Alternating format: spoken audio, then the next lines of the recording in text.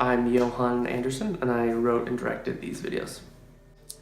At first, it was really the darker noir elements. I really appreciated exploring kind of the darker side of humanity and the complicated aspects of what it means to be a person. I think that there's always a dark side to every person, no matter how good and how evil. And I think that these videos really explore, well, they started with the first two, just exploring sort of an everyday man and his struggles with relationships and with the pressure of how people view relationships, and then the darkness that can come from the relationships, the poison that can come from those. And then when we went to look at the 4 videos as a whole, we found that grew to almost a different sort of element, which is a full exploration of being committed to one thing and questioning that, and being fearful of failure and potentially failure even occurring, but the risk and the exploration of that is also worthy of kind of exploring, and that there's beauty in that, and that the dark side of humanity can sometimes create a light, even if it takes a little while or it's hard. So that was kind of all of the ideas behind it. I think there's a lot of just simple imagery in that, simple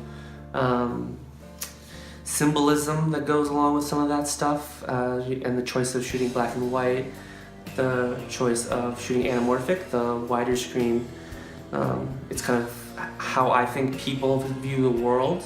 So I think that was an important part, but then we took a departure when we were in the car for Crows on the Wire to show how human relationships can constrain you, and so being inside of the car is very constraining, and then also that 4:3 crop is very kind of claustrophobic.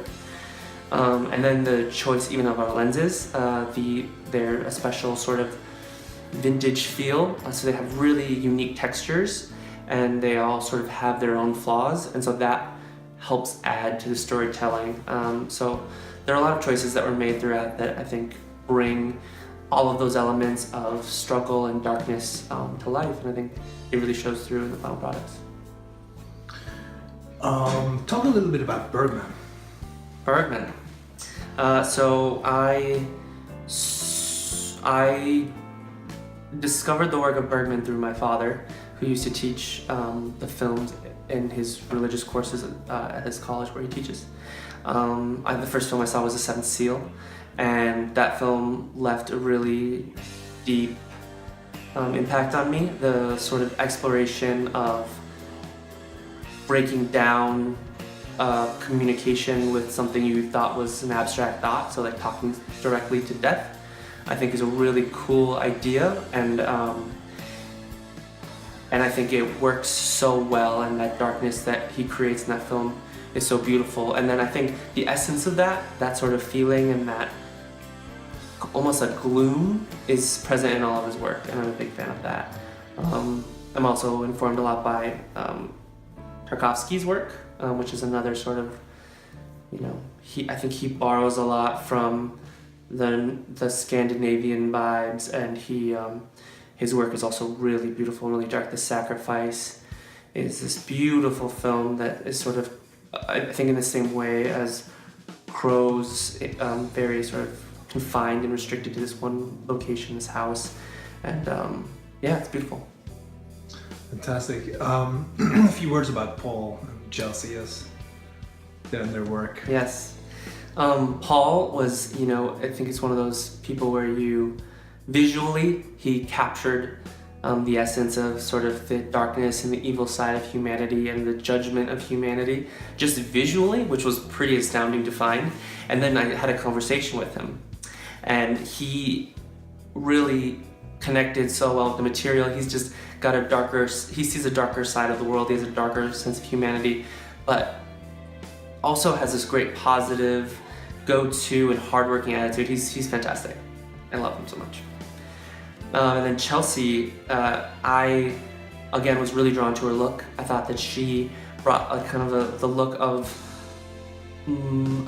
almost like a perfect amalgamation of how I like to see all types. It's like a perfect blend of all types of relationship you could have with a woman. I think she can be strong, and she can be fierce, and she can be sort of off-putting, but then she can also be really soft, and she can be really sweet. And I think that was the balance that we had to bring for the first 2 videos when we casted her.